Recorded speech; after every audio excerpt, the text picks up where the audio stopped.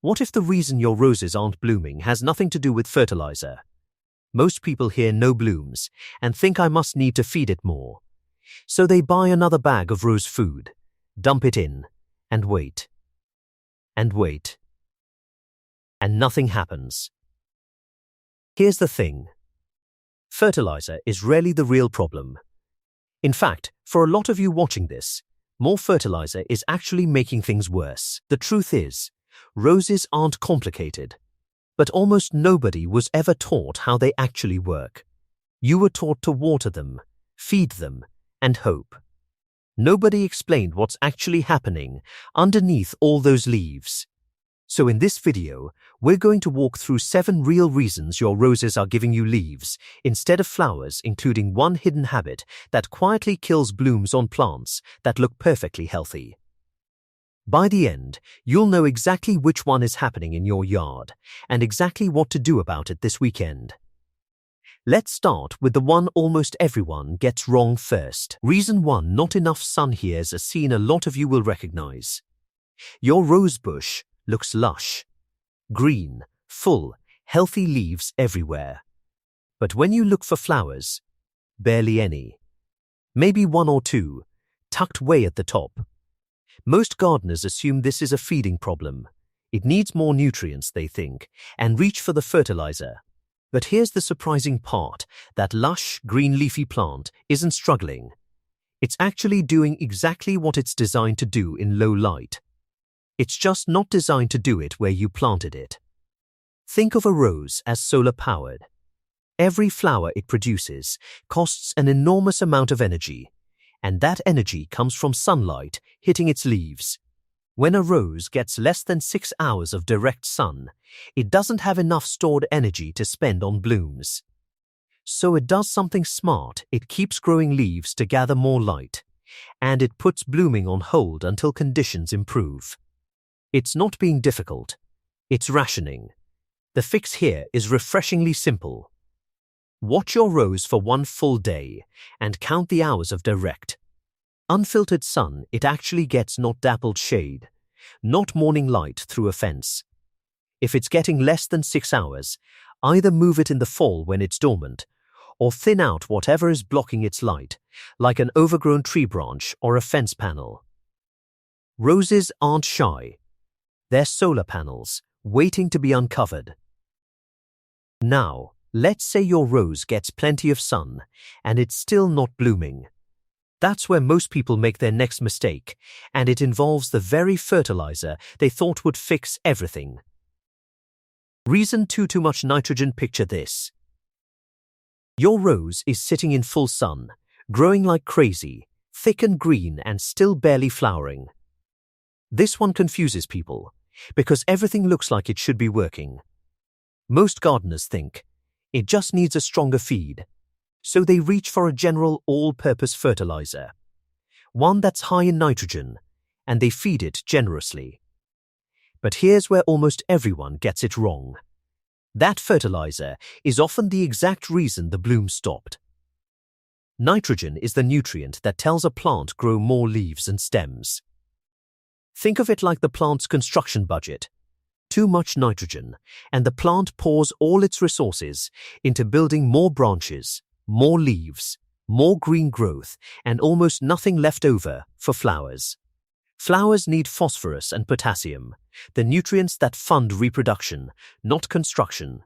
So when you dump a nitrogen-heavy fertilizer on a rose that's already leafy and green, you're not fixing the problem. You're feeding it more of exactly what it doesn't need. The fix is to switch, not to stop feeding altogether. Look for a fertilizer labeled for bloom something with a higher middle number, phosphorus, on the label. Feed lightly every 4 to 6 weeks during the growing season, instead of one heavy dose. Stop feeding symptoms. Start fixing causes. That takes care of feeding. But even with perfect sun and the right fertilizer, there's a habit almost every rose owner has that quietly shuts blooming down, and it has nothing to do with soil at all. Reason 3: you're not deadheading. Here's a strange one. Your rose blooms beautifully in spring, and then it just stops. Weeks go by. No new flowers. The plant looks tired, almost like it's given up. Most people assume the blooming season is simply over. That's just how long roses bloom, they think, and they move on. But here's the twist. For a lot of rose varieties, that's not true at all. The plant hasn't finished blooming it thinks it already has. Here's what's actually happening. When you let a spent rose flower stay on the plant, it starts forming a seed pod, called a hip, right at the base of that old bloom. And when a rose senses it's successfully made seeds, it gets the biological signal that its job for the year is done. It shifts its energy away from making more flowers and puts it into ripening those seeds instead. In plant terms, it thinks it's finished reproducing. The fix takes less than 5 minutes a week. Simply snip off spent blooms before they form seed pods, cutting just above a set of 5 leaflets. That single act tells the plant you're not done yet, and it responds by pushing out a fresh round of buds. A rose doesn't stop blooming because it's tired. It stops because you told it to, without meaning to. Now, deadheading solves the mid-season slump. But there's a mistake made once a year, usually with the best intentions, that can wipe out an entire season of flowers before it even starts. Reason 4, pruning at the wrong time or in the wrong place. This next one is almost heartbreaking, because the person doing it thinks they're helping. Someone prunes their rose diligently every year, keeps it tidy and neat, and it still barely flowers. Most gardeners believe pruning is just about shape and cleanup, so timing doesn't feel like it should matter much. But here's the surprising part. Depending on the type of rose you have, pruning at the wrong moment can literally cut off the branches that were about to bloom. Think of it like this. Some roses only flower on new growth that sprouts fresh each spring. Others, especially many climbing and old garden varieties, bloom on wood that grew the previous year.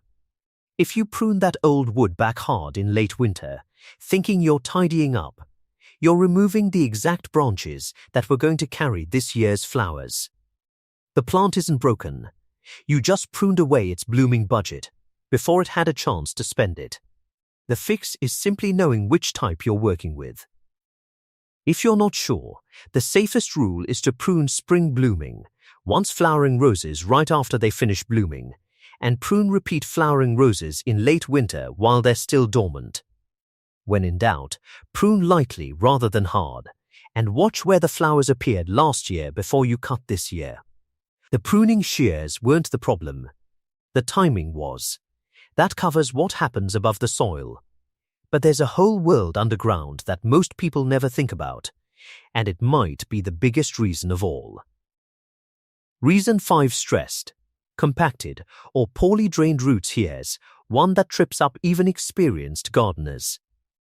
You've got the sun right, the fertilizer right, you're deadheading, you're pruning correctly, and the rose is still stingy with blooms. Most people at this point assume the plant is simply just not a great bloomer. Some varieties are like that, right? But here's where the real problem often hides literally. Underground, roots are the plant's pantry. Everything the rose uses to build flowers gets pulled up through those roots: water, minerals, everything. If the soil around those roots is compacted, waterlogged, or bone dry for stretches at a time, the roots can't function properly. And a stressed pantry means the plant switches into survival mode. It stops investing in extras like flowers and puts all its energy into just staying alive. This is easy to miss because the leaves can still look green and healthy for a while, even as blooming quietly shuts down. The fix is to check the soil, not the leaves. Push a finger a few inches into the soil near the base of the plant. If it's rock hard, add compost and gently loosen the surrounding soil without disturbing the roots too much. If water pools and sits after rain, the drainage is poor, and raising the planting area or amending with coarser material will help. And keep watering consistent, deep and regular, rather than a quick splash some days and nothing for a week. Healthy roots create healthy blooms. Everything else is just decoration. We're almost through all 7. But this next one is sneaky, because it doesn't even look like a rose problem at first. Reason 6 competition from nearby plants. Picture a rose planted near a hedge, a large shrub, or even a thirsty tree. It gets sun, it gets water, it gets fed, and it still underperforms compared to a rose planted on its own. Most people never even consider this one, because the rose itself looks like it's being cared for properly. But here's what most people never realize. Roses are shallow, wide feeders, and so are many common landscape plants.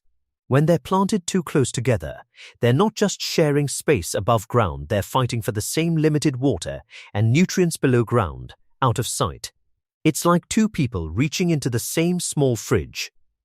Even if the fridge gets restocked, neither one gets quite enough, and the rose, being the higher energy bloomer, usually loses that competition first.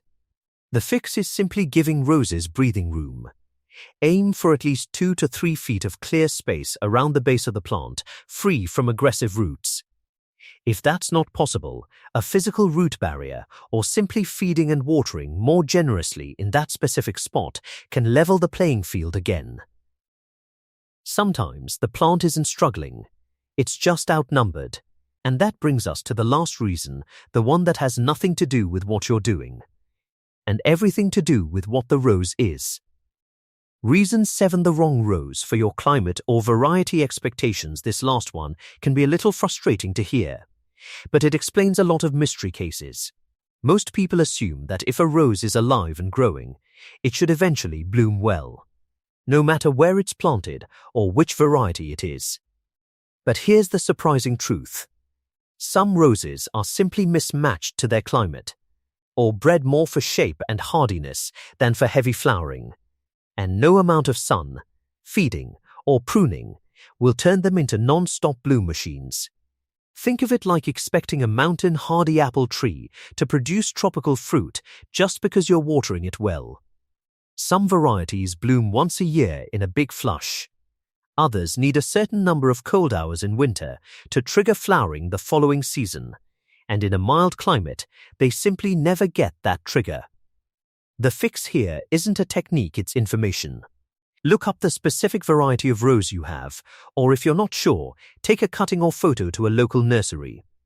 Knowing whether it's a repeat bloomer or a once-a-year variety, and whether it's suited to your climate zone, will completely change your expectations and might save you from blaming yourself for something that was never about technique at all. Sometimes the plant isn't the problem.